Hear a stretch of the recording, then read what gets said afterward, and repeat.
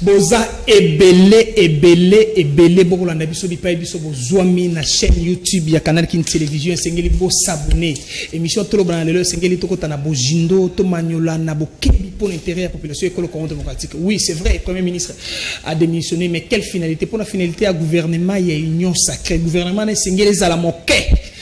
Misoloalité bi rapport ma matin dans institution tozo qui s'appelle social evanda lotiliki mai mosala pour l'intérêt ya bilenge école Congo démocratique au bas aussi ça na ba université bazanga misala lo kumu mingi na mboka Remi Luvumbu ingénieur na makanisi zo pesa pour na développer école Congo démocratique na matali banzela na matali ba pont na matali bandaku pour l'école Congo démocratique to kobeta suma matali élection bureau définitif na kati ya assemblée nationale na kati ya mutu masolo apoko alelo to kobeta sous rapport fallacieuse ya lokuta ndeko kapiamba na cage na yo wana singe tolo bakabo solo pe bo sembo est-ce que enquête yo salaki okenda na ministère ya budget kuna pona ko vérifier ce qui si seulement si bandeko bazo prime tende mutu to maboko ya masolo apoko alelo merci na confiance fidélité bozebele bokolanda biso to ambimo amoka Nico Mujahideen Fall du peuple na etokotuna mituna to biso ndeko Bonika Munga président national de la majorité populaire, il y a peut-être pour l'intérêt de l'école Congo démocratique.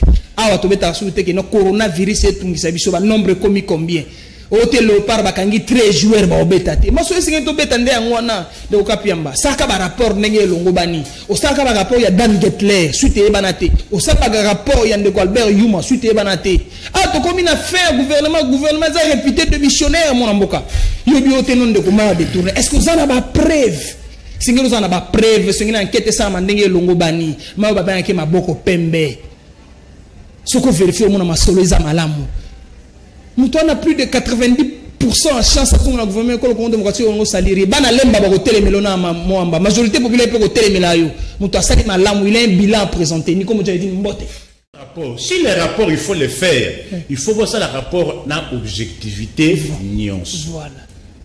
Est-ce que ça mais problème il y a que c'est là qu'à un moment que moment ezabo to beta boye te zama bete na le but que non a raison na le but que non a tort mais toi éviter biloko ya tendance ya tendance ya que non pour moment oyo pour to boire que la yeneti ba poso ya tababe pour asali akoya ezabienté ce qui ici il a des éléments de preuve to beta maboko mais ce qui basala na to yeli ba congolais bino ba congolais objectivité za société et comme et subjectivité n'a intérêt personnel ngana bandoze la ba rapport na matali rapport pe ndeko Georges Kapiamba mbala moko poto na zungisa niko faima loba matali détournement na budget lobby moni kulutu na ngai personnellement ebiga ka pe na ebié to potala mingi pona ma mune wana omoni ndeko na Kapiamba moko pe il faut que zungisa tout banquette nyoso mena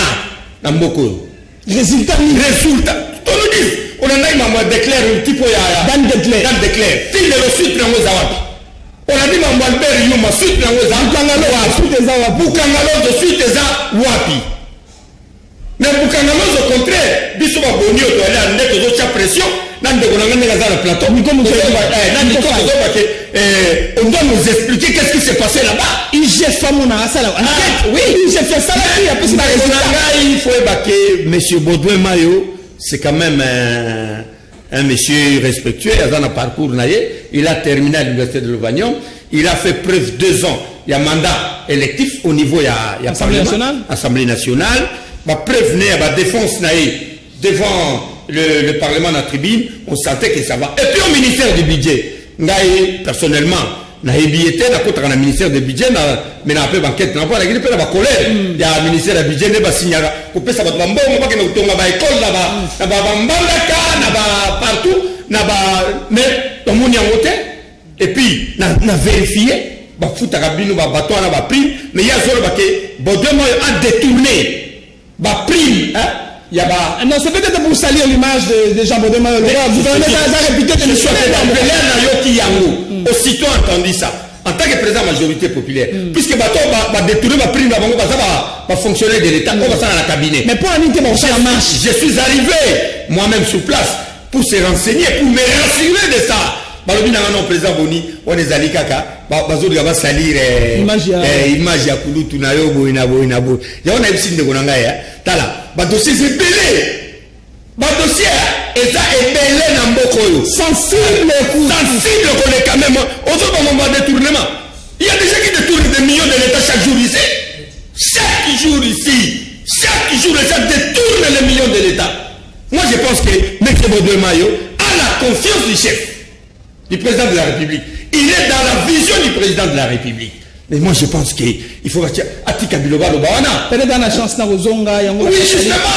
Et comme on va dire qu'il y a une sur le ministère, sur le ministère, il y a mais moi je pense que s'il y a des détournements, il y a prime, il y a d'argent, les agents devaient marcher. Moi je les ai même demandé, est-ce que vous pouvez m'en dire là?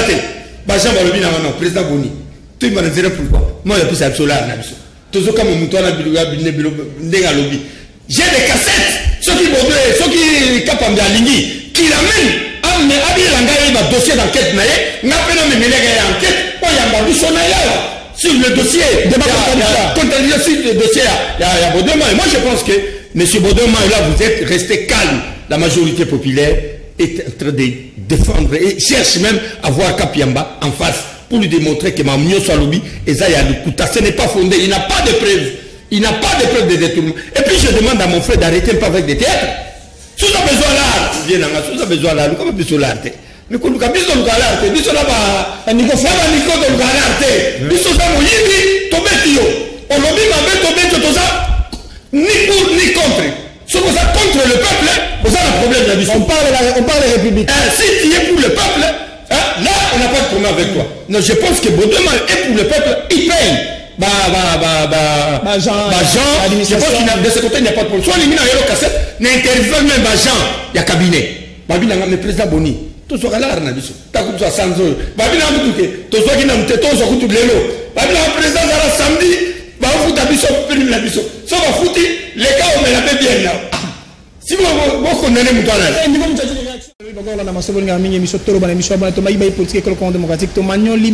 Démission, il y a premier ministre démocratique, gouvernement union nationale, toi union sacrée, tu bêtis 7 élection, il y a bureau définitif assemblée nationale et puis tu mets les cas.